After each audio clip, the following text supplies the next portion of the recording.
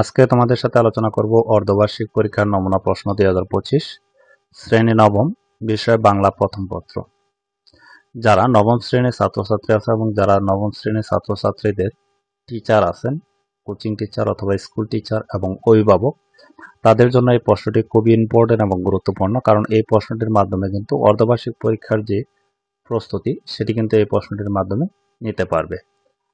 যারা অভিভাবক আছেন এবং যারা টিচার আছেন এবং যারা নবম শ্রেণীর ছাত্রছাত্রী আছো, তারা কিন্তু এই প্রশ্নগুলোর পিডিএফ ফাইল অথবা এমএস ওয়ার্ড ফাইল আমার কাছ থেকে নিতে পারবেন। প্রতিটি প্রশ্ন 30 টাকা করে খরচ হবে। যারা নিতে চান তারা অবশ্যই কমেন্টে বলবেন, আমি হোয়াটসঅ্যাপ নাম্বার দিয়ে দেবো, সেখানে যোগাযোগের মাধ্যমে কিন্তু এই পিডিএফ ফাইল অথবা এমএস ওয়ার্ড ফাইলগুলো নিতে পারবেন। আপনারা এই প্রশ্নগুলো কম্পিউটার দোকান থেকে প্রিন্ট করে আপনারা কিন্তু পরীক্ষা নিতে পারবেন। আপনাদের স্কুলের নাম দিয়ে কিন্তু এই প্রশ্নগুলো নিতে পারবেন। সরাসরি আপনাদের স্কুলে এই প্রশ্নটি দিয়ে পরীক্ষা নিতে পারবেন। যারা নিতে চান তারা অবশ্যই কমেন্টে যোগাযোগ করবেন। আমি আপনাদের সাথে একটু প্রশ্নগুলো শেয়ার করি, তাহলেই বুঝতে পারবেন যে প্রশ্নগুলো আসলে কীরকম ইম্পর্টেন্ট এবং গুরুত্বপূর্ণ। কারণ আমি সকল প্রশ্নগুলো বলবো না, কারণ বলতে গেলে ভিডিওটি লং হয়ে যাবে। এখানে দেখেন 30টি এমসিকিউ রয়েছে, 30টির মধ্যে 30টি অ্যান্সার করতে হবে। এখানে আলী ইবনে আব্বাস কার প্রিয় পাত্র ছিলেন? এখানে যেহেতু এই প্রশ্নটি প্র্যাকটিস করার জন্য দিচ্ছি, তাই আমি প্রশ্নগুলোর আনসার বলবো না। আর আমি সবগুলো প্রশ্ন বলবো না, কারণ সবগুলো প্রশ্ন বলতে গেলে 30 মিনিট প্রায় সময় লেগে যাবে। আমি একটু আপনাদেরকে দেখাই প্রশ্নগুলো, তাহলে বুঝতে পারবেন। আলী ইবনে আব্বাস কেন দামেস্কার নগরীর শুভ কামনা করেন? এরপর এভাবে আমি একটু 30টি প্রশ্ন এমসিকিউ আপনাদেরকে একটু দেখাই, তারপর আমি সিকিউগুলো বলতেছি এবং দেখাবো। 12 নাম্বার,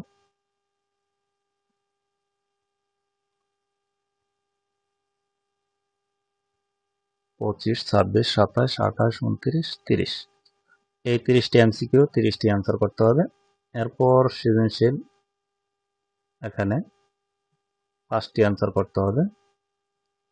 5 দশমিক, প্রত্যেকটির মান হচ্ছে 10 করে। উদ্দীপকগুলো দেখলেই বুঝতে পারবেন যে আসলে কি কি। যারা নবম শ্রেণীর ছাত্রছাত্রী আছো তারা কিন্তু উদ্দীপকটি দেখলেই বুঝতে পারতেছো যে আসলে কোন অধ্যায় কোন গল্প থেকে প্রশ্নটি করা হয়েছে, এবং এই প্রশ্নগুলো কিন্তু বারবার পড়বা এবং প্র্যাকটিস করবা।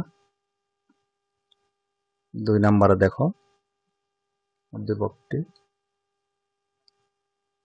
3 নাম্বার, আমি আসলে এগুলো যদি বলতে যাই তাহলে প্রায় 30 মিনিটের প্রয়োজন। আমি এত সময় নিতে যাচ্ছি না, তোমাদেরকে জাস্ট একটু দেখালে তোমরা বুঝতে পারবা।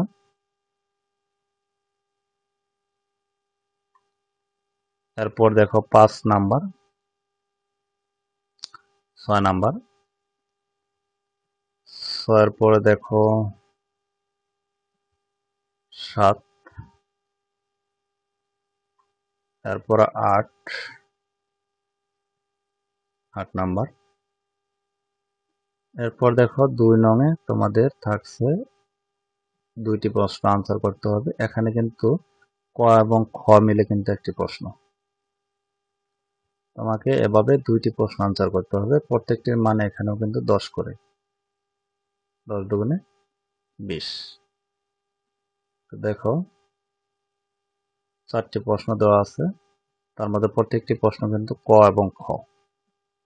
এই ছিল তোমাদের যে নবম শ্রেণীর যে বাংলা প্রথম পত্র প্রশ্নটি, সেটি তোমাদের সাথে শেয়ার করলাম। ধারাবাহিকভাবে তোমাদের সাথে সকল বিষয়ের প্রশ্ন কিন্তু শেয়ার করব। সেই প্রশ্নগুলো পাওয়ার জন্য অবশ্যই চ্যানেলটি সাবস্ক্রাইব করে পাশে থাকা বেল আইকনটি অন করে রাখবা, যাতে ভিডিওগুলো দেওয়ার সাথে সাথে তোমাদের কাছে প্রথমেই নোটিফিকেশন চলে যায়। এবং ভিডিওটি যদি উপকারে আসে অবশ্যই কমেন্টে জানাবা এবং লাইক এবং কমেন্ট করবা, এবং পরিচিত যারা আছে তাদেরকে শেয়ার করবা, যাতে তারাও এই ভিডিওটি দেখে উপকৃত হয়।